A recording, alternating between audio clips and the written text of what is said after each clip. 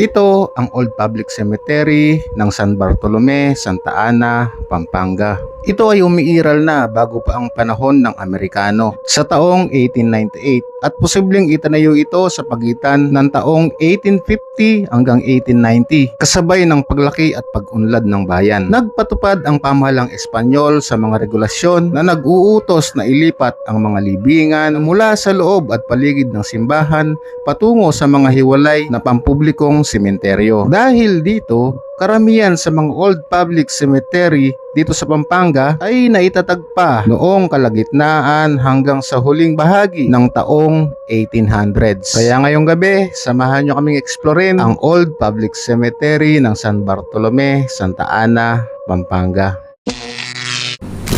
Pagpasok mo pa lang ay bubungad kagad sa'yo ang nagtataasang damo na mga kumapit na sa mga mausoleo. May mga rito, mga pinagbaklasan ng ataol. Tinubuan na ng mga damo yung mga nature rito. O makikita nyo yan. Dito ay wala kaming madaanan papunta sa dulo, kaya napilitan kaming bumalik papunta sa main gate para doon kami dumaan. Sa paglalakad namin ay nakita namin to at parang kakalibing lang. May bagong libing dito. So makikita nyo guys, may bagong libing dito. Yung pinagbaklasan dito lang nila linagay sa side. Ayan. Mga tinubuan na ng alaman yung mausoleyong to. Halos lamunin na ng mga damo ang mga nichong nadadaanan namin sa parting to. Daming mga hala, ang daming mga damo rito.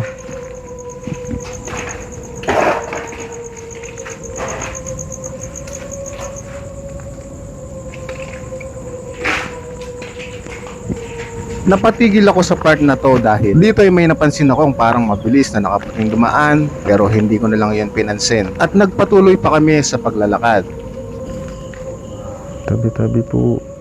Sinubukan kong pasukin ang iskinitang to para makita kung ano yung mga nasa kabila.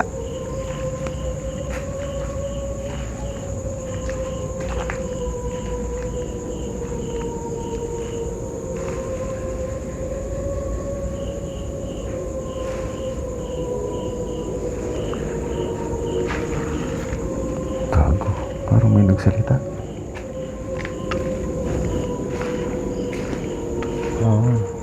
Merong nakabukas rito, silipin natin.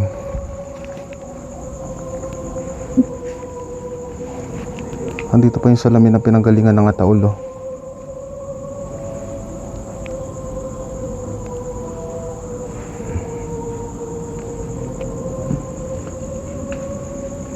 Silipin natin to.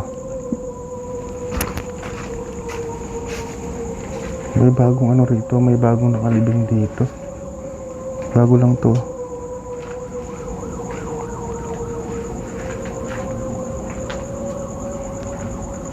Silipin natin to. Wala na laman.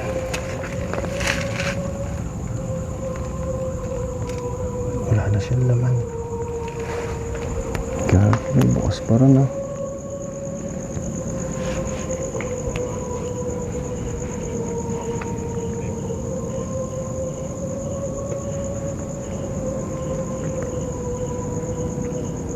Sukal na lang ngayon. May toko. Kaya mahirap mag-live din sa gabi. Kapag mag-isa ka lang, matuklaw ka ng ahas. Yun ang kalaban mo talaga dito.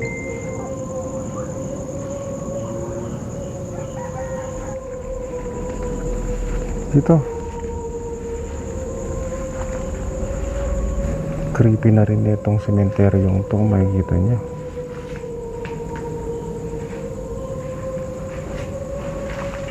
Grabe papakita ko lang guys 1929. Tanda na Dito ay may nakita akong isang maliit na nicho kaya sinubukan ko itong Bata lang lapitan. Parang bata siya. At binuksan ko ang dala kong EMF sabay tinutok sa nicho. Nagulat ako dahil pagtutok ko ay nag-i-spike ang aking EMF. Nag-i-spike pa rito. Meron. Oo, nag-i-spike ko. Ibig sabihin lang niyan ay may nadidetect siyang isang magnetic field energy sa area na to. Kita mo? Meron lang. Lakas. Nandito pa yan.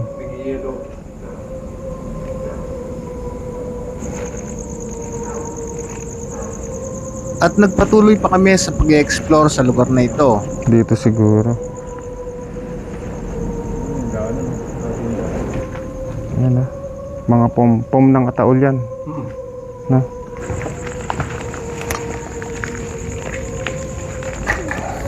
Dito sa part na to guys, magkakandak tayo ng experiment. Dito tayo maglalatag ng motion ball ngayon. So try nating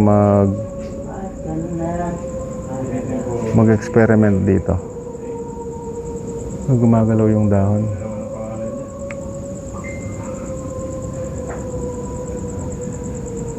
Walang hangin pero gumagalaw yung dahon.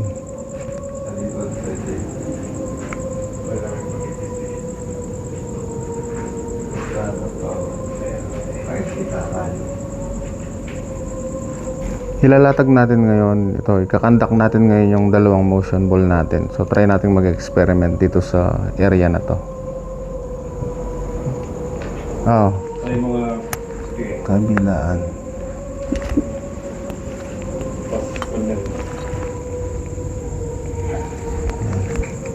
Bali ang gagawin natin ngayon, magpapatay tayo ng ilaw para maka-attract ng entities. Gagamitin natin yung red light natin, dala ni King Master Dan. Ngayon sisimulan natin yung investigation sa area na to.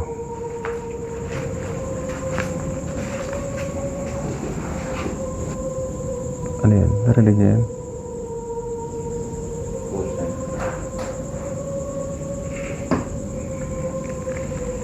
Kuha kaya sa audio, may kumakaluskos. Hindi na namin yun pinansin kaya nagsimula na akong magtanong. Kung may entities kaming kasama dito ngayon, pwede bang lapitan mo yung isa sa motion ball? Pwede bang pagalawin o pailawin mo yung isa sa mga motion ball na nakalatag ngayon dito?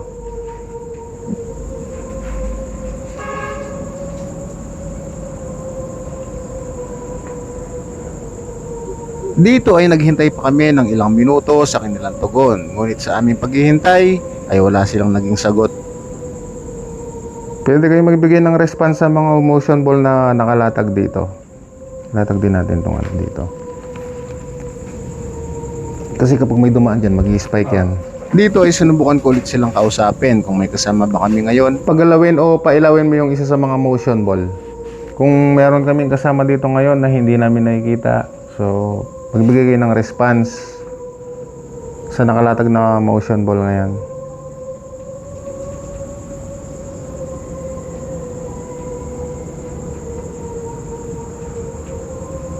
Ilang minuto rin ang hinintay namin pero wala talaga silang nagiging response sa aking mga tanong. Kaya ang ginawa namin ay lumipat kami ng ibang pwesto. Walang response. Kahit sa EMF, walang response. Nang paalis na kami at buksan na namin ang red light, nakita ko na lang na gumalaw na pala ang tarpaulin habang ako'y nag-e-edit pero hindi ko to napansin nung mga oras na yon. Walang response yung mga device natin. So ang gagawin natin, lipat tayo ng pwesto. Pag-alis namin sa lugar, habang naglalakad ako ay may biglang dumaan sa aking ulo na literal na hindi ko nakita nung mga oras na yon. Hahanap tayo ng magandang spot. Kanina investigate kami doon sa may kabilang mausoleo. Walang paramdam, walang spike yung EMF natin, kaya pupunta tayo dito sa kabila. 1947, halos katatapos lang ng ano dito, World War II. Grabe, no? Tagal na rin. Ibig sabihin, matandang kon na rin to. Oo. Meron pang ano rito, meron pang debris ng ataol. Tignan nyo. Ayan. So, dito na lang iniwan. Dito sa part na to. Ano yun? Narinig nyo? Aso yan. Hindi parang ako. Aso.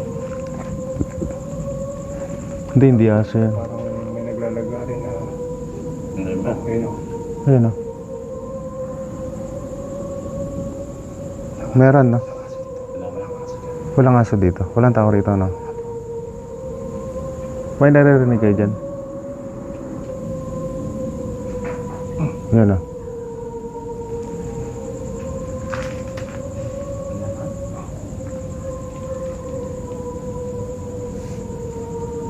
Dalawang beses eh. Musilayo ba to? Musilayo yun dito. Oo bro, ito. Musilayo. Pero kita dyan, no? Makikita mo dyan. Oo. Yung loob. Yung kanya. May harang ba? Sa may gilid bro? Makikita mo. May pader yan. May pader? Wala. Wala. Open. Ano yun? Naririnig mo rin, bro. Meron. Dagan, pre. Parang hindi nagkakalayo sa parang may Aso, naglalagari na. Aso. Hindi aso yan. Game. Yun, no?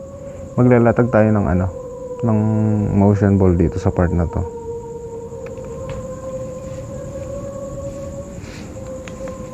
Ito sa may na yun bro. Ipapakilandang mo dito. Ito sa may... Musilayo na to. Ikon mo kayo sa ibabaw. Kita ba? Pag sa ibabaw. Pero parang pinapaulan na ako ng buhangin. Ano yun? Iba?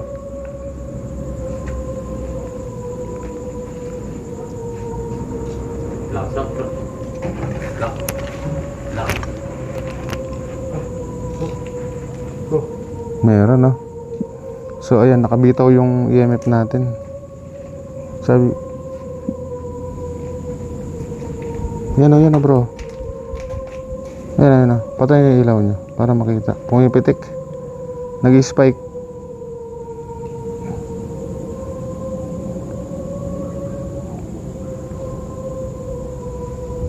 So, yan. Nag-spike yung... May response yung EMF natin dito.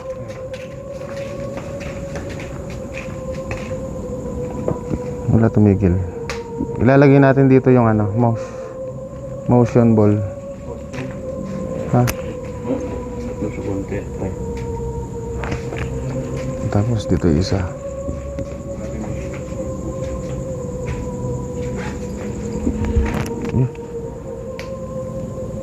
Gagi, nalaglag. Talaga bro. Oo. Nawala. Nasaan? Ito. Bigla na lang nalaglag ang ginatag kong motion ball kanina nang walang dahilan. Oh, pinatay. Pinatay niyo. Sinundan ko na to kanina. Matay. Yan ang sinasabi ko. Okay lang bang nandito kami ngayon? Holy water. Holy water. Kailangan mo ba ng holy water? I can't say. Ano yung hindi mo masabi? Why are you asking? Nagtatanong kami, baka kailangan mo ng prayer o baka kailangan mo ng tulong namin. Pwede ka namin tulungan sa pamamagitan ng prayer. Okay lang bang nandito kami ngayon? Ayun na sumasaw yung halaman, bro.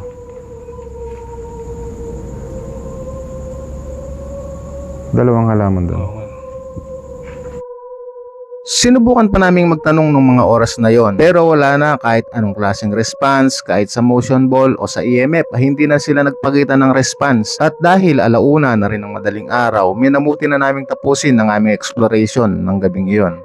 Okay, so kunin na natin yung mga motion ball. Ipagkakanta ka namin kayo ng prayer sa lahat ng nandito ngayon.